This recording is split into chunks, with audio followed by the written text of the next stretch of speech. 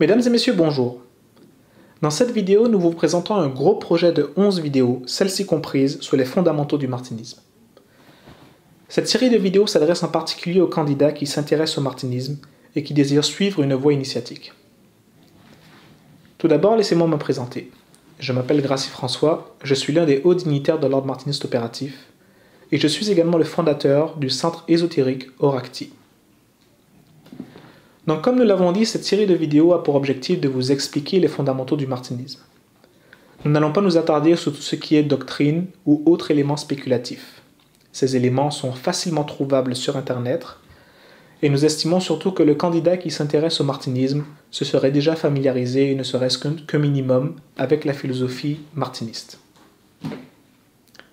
Ce sur quoi nous désirons mettre l'accent ici, c'est sur toute la mécanique occulte qui fait du martinisme une voie initiatique authentique. Chaque élément du martinisme a une fonction précise qui est extrêmement importante, et nous allons les voir et les expliquer tout au long de ce projet. Ces vidéos vous permettront donc de mieux comprendre ce qu'est une voie initiatique, et surtout à quoi vous attendre lorsque vous vous engagez dans cette voie, et en particulier dans le martinisme. Les éléments que nous allons voir sont les bases communes à toutes les traditions initiatiques dignes de ce nom, qu'elles soient d'Orient ou d'Occident. Elles relèvent en réalité de ce que l'on appelle la tradition primordiale et forment une voie de retour de l'individu vers Dieu, qu'on appelle voie de réintégration et régénération dans le martinisme. Donc il est certain que chaque élément est adapté en fonction du lieu, de l'époque et des conditions dans lesquelles l'initiation est transmise. Mais ils reposent tous nécessairement sur des principes ésotériques universels. Nous avons réalisé récemment une courte conférence pour présenter brièvement ce qu'est le martinisme, et en particulier la dimension ésotérique et initiatique du martinisme, qui est moins connue ou moins mise en avant. Cette conférence a été très bien accueillie, et c'est en partie pour faire suite à celle-ci et à vos commentaires que nous vous proposons donc cette série de vidéos.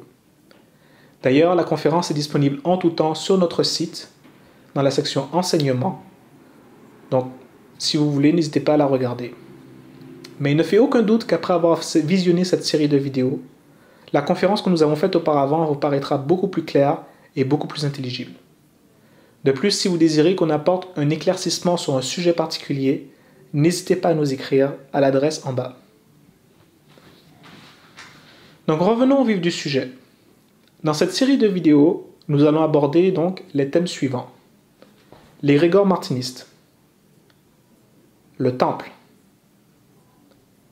le costume, le rituel, la prière, l'initiation, l'initié, la fraternité, la chaîne théurgique et les agapes.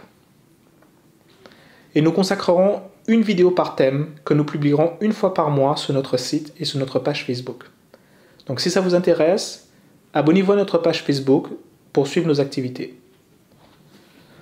Donc comme vous pouvez le constater, ce sont des thèmes qui sont tout de même simples et qui font du sens lorsque l'on parle bien évidemment d'une voie initiatique. Mais bien qu'ils soient simples, il faut les comprendre correctement, car ils sont véritablement la pierre angulaire sur laquelle se bâtit un cheminement initiatique. Comme nous l'avons dit, ils sont communs à toute tradition initiatique véritable, sauf peut-être en ce qui concerne les agapes et la chaîne théurgique, qui ne sont pas toujours intégrés dans toutes les traditions initiatiques, mais qui, comme nous l'expliquerons, apportent des éléments vraiment non négligeables au sein d'une fraternité de lumière. Rappelons ici qu'une voie initiatique doit vous permettre de faire un cheminement spirituel. Elle doit vous outiller pour que vous puissiez partir d'un point A et vous rendre à un point B. Le martinisme est une voie directe vers le Christ. Par conséquent, le cheminement spirituel qui est proposé n'est rien d'autre que de vous permettre de communier avec le Christ. Et communier avec le Christ revient à réaliser une union spirituelle avec lui. En termes ésotériques, communier ou s'unir spirituellement signifie vibrer à la même fréquence vibratoire ou encore en d'autres termes, avoir le même niveau de conscience. Donc il faut absolument développer notre état d'être ou notre conscience, élever notre état vibratoire, notre fréquence vibratoire pour se mettre au diapason de la fréquence christique. Ça veut dire que l'initiation seule ne fait pas tout. Ça prend des outils d'éveil efficaces comme l'art de la prière, c'est-à-dire la théurgie. Le martinisme, dans toute sa simplicité et sa beauté, offre à l'initié une voie balisée, déjà toute construite, qui le mènera pas à pas jusqu'à la réalisation de son état christique, bien sûr selon les efforts qu'il fournira. Mais comme dans toute ascension physique ou matérielle, l'ascension spirituelle nécessite un minimum de préparation. Il vous faut les bons vêtements, le bon équipement et de quoi vous rassasier. Et il en va de même pour le martinisme. Vous avez un costume particulier, des outils particuliers, et quoi de mieux que la lumière supérieure elle-même pour venir nourrir votre flamme intérieure. De plus, il est fort probable que si vous partez à l'ascension d'une montagne sans aucun repère, vous risquez de vous perdre. Tandis que si vous avez des balises sur un sentier déjà tracé, la seule chose qui vous éloigne du sommet est simplement le temps qu'il faut pour y parvenir, un pas après l'autre. Donc bien évidemment, c'est un long cheminement, qui prend généralement plusieurs vies. Mais le fait d'être outillé, guidé et d'avoir une protection et un soutien dans l'invisible rend le trajet beaucoup plus sécuritaire et beaucoup plus direct. De plus, tout au long de votre sentier, votre travail va éveiller en vous des facultés insoupçonnées, les facultés de votre âme, de votre conscience, qui vous donneront la certitude de la voie que vous suivez et de la promesse de votre réconciliation céleste. Car en devenant un Christ vous-même, il est normal que vous développez aussi, de façon naturelle, les facultés spirituelles qui sont inhérentes à cet état d'éveil. Et heureusement, car sinon comment un ignorant pourrait guider quelqu'un d'autre? Donc seul le travail permet l'expérience, et l'expérience transforme la conscience.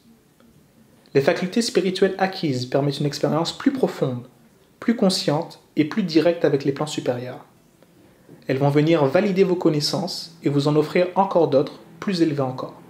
Mais elles ne sont pas une fin en soi, mais simplement des facultés de l'âme, comme le sent la vue ou le toucher au corps physique. Donc tout être va nécessairement les éveiller en s'éveillant lui-même.